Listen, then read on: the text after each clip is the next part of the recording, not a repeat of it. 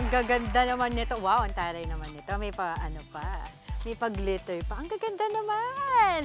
Good morning mga kapatid! It's 7:53 in the morning at oras na nga para po sa ating Kita Tayo. Sabi nga po nila, ang fashionistang nagtitipid sa ukay-ukay, kumakapit.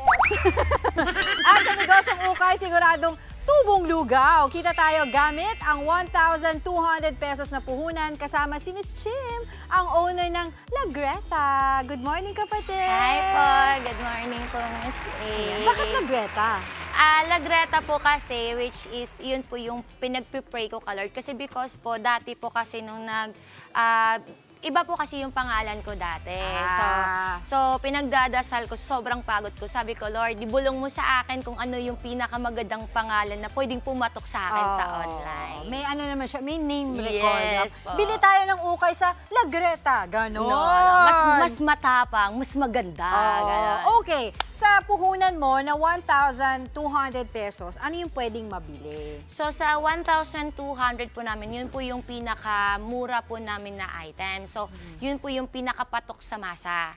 So which is yun po yung mga t-shirts po na nga. Ito yun? Yes po, ito po yung mga samples namin. Iba-ibang color siya. Pero itong napakalaki na to, ito ay bale. You call it bale, di ba? Ano yung laman nito? Just magkano yan? So ito naman po siya, Miss A. Yan po ay ang pantulog po namin, which is halo-halo po siya. So ang laman po niyan is, hindi ko po siya alam kasi dumarating po siya sa amin, naka-factory seal. Okay. So this item po siya na pajama is 200 pieces po siya pataas ang laman. Okay, sige. Tingnan natin yung nasa loob. Napakakulay. Mga ano siya, mga pantulog. Yes Ayan. po. So, usong-usong ngayon yan. So, ito dadating. Kunyari, ako umorder sa iyo ng isang bale. Ito na yung dadating sa akin. Tapos ako na bahala mag-plancha nito. Diba? Yan. Yeah. Katulad po nito, Miss A. So, meron po siyang garter shorts, so pantulog. Okay, so dun sa mga balak magtinda na ganito, usually per piece, magkano nila pwedeng ibenta? Actually po, Miss A, yung mga customers ko po is sinasabihan ko po sila na bago po nila ibenta, iso-sort out po muna nila. Kasi para makuha po nila yung puhunan nila at saka makikita nila kung magkano yung presyo. Yes po. Pero lahat po ba ng nandito, kasi sabi nyo nga, pag dumating sa inyo, hindi nyo naman nakikita, diba? Lahat naman yon in essence, pwedeng ibenta. Walang pwedeng itapon. Actually po, yung ukay-ukay po siya, Miss A, is naka-factory siya, di ba, dumating sa amin. So, risky po siya. Pwede po siyang lahat magaganda, meron din pong hindi. Okay. So, actually po, almost naman po siya sa awa ng Diyos na bebenta naman. But, meron po tayong tinatawag na kailangan po siyang diskartehan. Ganon. Kasi syempre, di ba, kunyari, kung ito, sa tingin mo, mabebenta ba ito ng 100, pwede na, or 50, pwede. Yes, 50 is okay po siya. Namahalan ka ba? Masyadong mahal. Pwede na nga 20. Tuturuan mo nga ako magpresyo. Etong nandito sa kanan ko, mga pantalon, ako usong-uso to ngayon. Nakikita ko to sa TikTok, nila live sell, diba? Tapos ang dami mga bumibili. So, etong mga pantalon mo, anong mga tawag sa ganitong klaseng pantalon? Ito po siya yung mga usong ngayon sa online. Patay na siya sa akin ngayon. Which is the baggy pants po ang tawag niya. So, etong baggy pants na to, Miss A, yan yung pinagkakagaluhan ng mga estudyante, mga nag-o-office. Dahil mura na, wala ka pang kapareha. Exactly. Diba? Parang ito naman. Itong nandito sa ating mannequin.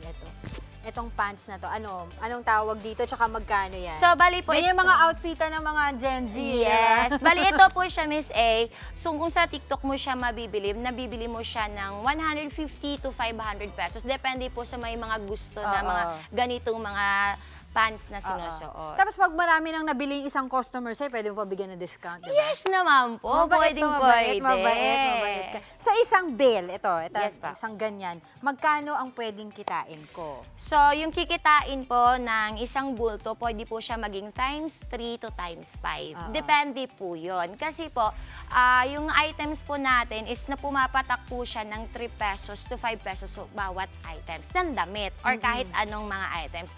So, pwede nyo po siyang presyohan ng 50 pesos to 100 pesos. Depende po, lalo na po pag nakakakuha kayo ng branded. Which is yung magiging profit nyo po malaki kaysa sa magiging capital nyo. Meron ka bang estimate na bilang ng mga damit na nasa isang deal. Opo. So, bali po yung mga t-shirts ng pambabae, nasa 300 pieces po yung estimated nun. So, katulad po dito na pantulog na sa Mga pantulog. 250. Malambot, ha? Yes po, cotton Malambot po siya lahat. So, 250 Yes, pieces. So, mga ilang oras mo mga gugugulin ng pagsusort?